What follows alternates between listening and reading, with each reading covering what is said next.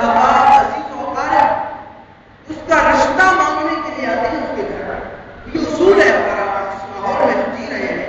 اسلامی اخلاقی ماحول بھی یہی ہے کہ آپ اگر اس گھر سے رشتہ مانگنا چاہتے ہیں اپنے بچے کے لیے تو آپ جائیں اس کے گھر اور رشتہ مانگ کر آئیں.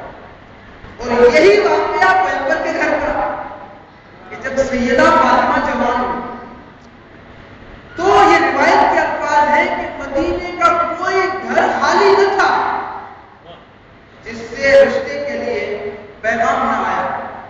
سب آتے تھے سیدہ زہرا کے رشتے کے لیے اور پیغمبر ہر ایک کو یہ کہہ کر جواب دیتے تھے کہ بھئی سب کچھ تو میرے ہاتھ میں ہے لیکن بطول کا رشتہ میرے ہاتھ میں نہیں. سب کچھ میرے ہاتھ میں. پیغمبر سب کو کہتے تھے کہ فاطمہ کا رشتہ میرے ہاتھ میں نہیں. تو بار بار پیغمبر کے عرض میں کیا رسول اللہ ڈوبے سورج کو واپس لوٹانا آپ کے اختیار میں, زمین پر بیٹھ کر آسمان کے چاند کے 2 ٹکڑے کرنا آپ کے اختیار میں. اتنا بڑا اختیار کہ حضرت آمنہ روایت کرتی ہے 1 مہینے کا محمد میرے شکم میں تھا. میری اتنی عظمت تھی کہ جہاں سے گزرتی تھی درخت جھک کر مجھے سلام کرتے تھے. اور جب 4 مہینے کے محمد میرے شکم میں ہوئے زمین میرے لیے نرم موم بن گئی اور جس پہاڑ کے سامنے جاتی تھی پہاڑ جھک کر میرا سلام کرتے تھے. یا رسول اللہ اتنی آپ کی عظمت, اتنا آپ کا اختیار, اگر آپ اپنے ہاتھ پر کسی سنگریزے کو اٹھائیں, کنکری کو اٹھائیں, اپنی نبوت کی گواہی کے لیے وہ کلمہ پڑھ دیتا. اتنا اختیار تو آپ کے ہاتھ میں, بطول کے رشتے کا اختیار آپ کے ہاتھ میں نہیں. یہ منطق کون سمجھے, یہ فلسفہ کون سمجھے, اس بات کو کون مانے؟ تو پیغمبر فرمائیں گے دیکھو معصومہ ہے فاطمہ, فاطمہ بطول ہے معصومہ. میں ہوں نبی, نبی کی حد تک میں مسلمان کو بنا سکتا ہوں, کسی کو معصوم نہیں بنا سکتا. معصومہ کا نکاح بغیر معصومہ کے نہیں ہو سکتا. آج پتا چلا کہ علی کعبے میں معصوم بن کر کیوں پیدا ہوئے, اس لیے کہ جب علی کی ولادت ہوئی تو پیغمبر نے فرمایا لولا علی لم یکن لفاطمہ کفن, اگر علی نہ ہوتے تو اس پوری کائنات میں کوئی انسان ہی نہ تھا جو میری فاطمہ کا.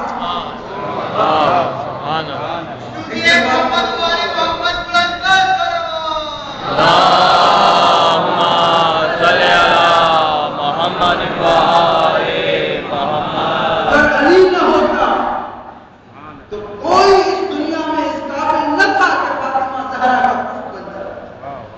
فاطمہ زہرا کی برابری کر سکتا, فاطمہ زہرا کی ہمسری کر سکتا. تو یہ ہے فاطمہ زہرا. تو میں عرض کروں کہ وہ بی بی, وہ فاطمہ, بار بار آپ نے روایات میں مجلسوں میں یہ سنا ہوگا کہ اتنی عظمت والی بی بی کہ جب بھی پیغمبر کے سامنے آتی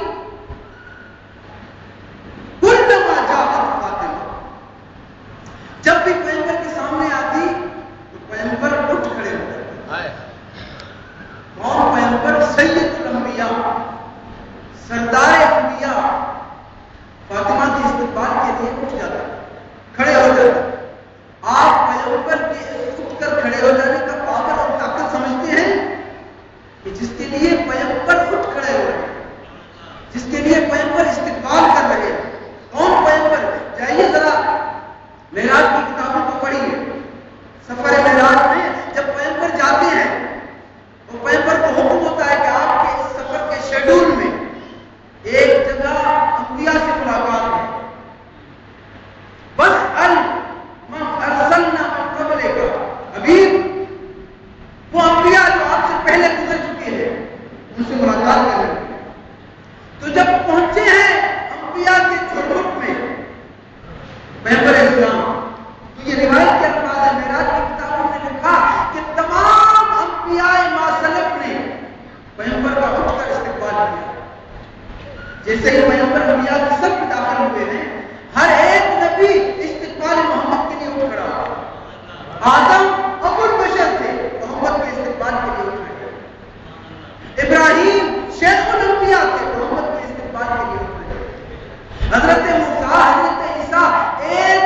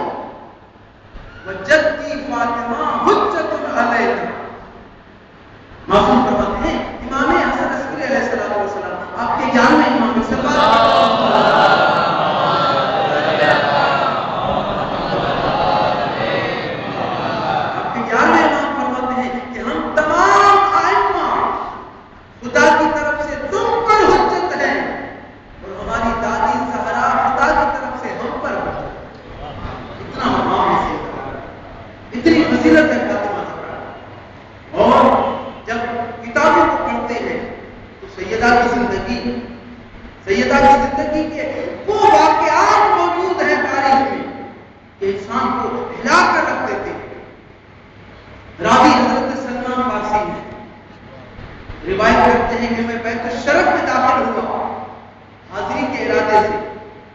جیسے ہی میں بطول کے گھر میں داخل ہوا تو میں نے دیکھا کہ سیدہ زہرا آرام فرما ہے، لیکن گھر میں چکی کا پتھر خود ہی گھوم رہا اور حسنین کا جھولا بھی خود ہی چل رہا۔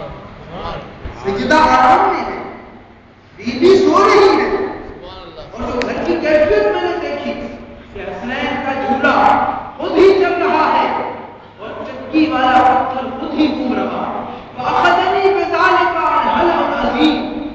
حضرت سلمان کہتا ہے میں نے اس پوزیشن کو دیکھا، اس صورتحال کو دیکھا تو میرا پورا بدن لرزنے لگا، میں کانپنے لگا اور میرا پورا بدن پسینے سے شراب ہو گیا، اور میں دوڑتا ہوا مسجد میں پیغمبر کے پاس آیا اور پیغمبر مجھے پسینے میں شراب کو دیکھ کر فرماتے ہیں سلمان کیا بات ہے، اتنے حیران اتنے پریشان ہو؟ حضرت سلمان دست بستہ کرتے ہیں یا رسول اللہ، آج میں سیدہ کے گھر میں گیا لیکن جو سیدہ کے گھر کی میں نے حالت دیکھی میں پریشان ہوں، میں حیران ہوں، مجھے کوئی بات سمجھ میں نہیں آتی۔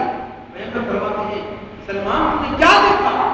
سلمان کہتے ہیں یا رسول اللہ سیدہ آرام میں تھی، بیوی سو رہی تھی، حسنین کا جھولا خود ہی چل رہا تھا اور چکی کا پتھر خود ہی گھوم رہا۔ پیغمبر مسکرا کے فرماتے ہیں سلمان یہ تم نے تو آج دیکھا ہے، تم نے تو آج دیکھا ہے، یہ روزمرہ کے واقعات ہیں۔ جب میری بیٹی فاطمہ گھر کے کام و کاج سے تھک کر آرام فرماتی ہیں تو خدا فرشتوں کو حکم دیتا ہے جبریل جاؤ میری کنیز کے گھر میں، جب تک خود فاطمہ نہ اٹھے حسنین کا جھولا جھلاتے رہو اور چکی کو پکڑو۔ ایک سوال کرتے محمد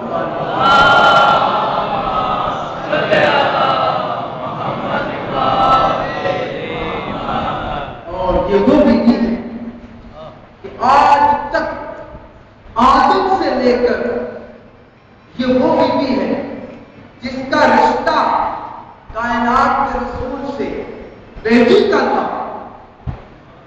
یہ بیٹی تھی کائنات کے رسول، لیکن پیغمبر فرماتے تھے فاطمہ تو ابھی اگرچہ رشتہ بیٹی کا تھا لیکن کائنات کا رسول ماں کہہ کر اتنا مقام، اور یہ بھی ایک حکمت کی پروردگار عالم، یہ بھی ایک خدا کی طرف سے بنایا ہوا منصوبہ تھا کہ پیغمبر کے گھر میں بیٹی پیدا ہو۔ توجہ کریں، پیغمبر کے گھر میں بیٹی پیدا ہو، کیوں؟ جس معاشرے میں اور جس حالات میں اور جس زمانے میں بیٹی کی بیوی کی ولادت ہوئی ہے یہ وہ زمانہ ہے جس زمانے میں اگر کسی کے گھر میں بچی پیدا ہو جاتی تھی اتنا شرم محسوس کرتا تھا کہ گھر سے باہر نہیں جاتا تھا، محلے والے، علاقے والے، پڑوس والے ہنس کر تانا دیں گے تیرے گھر میں بچی پیدا ہو، اور یہاں تک